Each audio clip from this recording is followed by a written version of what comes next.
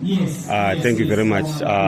Igama ngingu Honorable Desire Moyo, umeli wenkulumane kudala leParliament. Namhlanje silapha eNjube eSalukazi Youth Center. Silanda ukuzoxhasa abafowethu iqembu elitsha ele entertainment elizalwayo iGqoki Creatives. Mbona ngathi lithuba elihle kakhulu for uBulawayo ukuthi ananzelele njalo awitness afakaze ukuzala kweqembu leli elitsha elezemidlalo le-entertainment.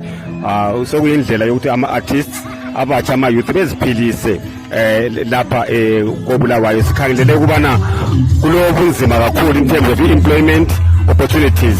Ngalokho-ke lami ngizoxhasa all the way from Kulumane. I brought with me my youth clusters, Abu Development Committee from Kulumane, to support this initiative and also to show our solidarity together with the youth of Njube, the youth of Bulawayo.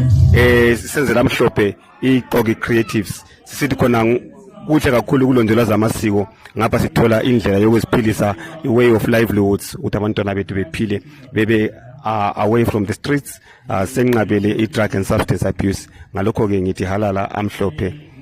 Thina siyafisa ukubana iZimbabwe entsha esikhangeleleyo esifisayo ukuthi bekhona, it will come with change that will also promote such kinds of initiatives and also offer ontanga the youth of this country an opportunity ukuthi khona be-explore their greatest potential through ama-funding omele abakhona through the National Arts Council and the ministry per se. So ngalokho-ke sithi asisebenzeni ndawonye sixhaseni abantwana ukuze ikusasa labo lidlondlobale.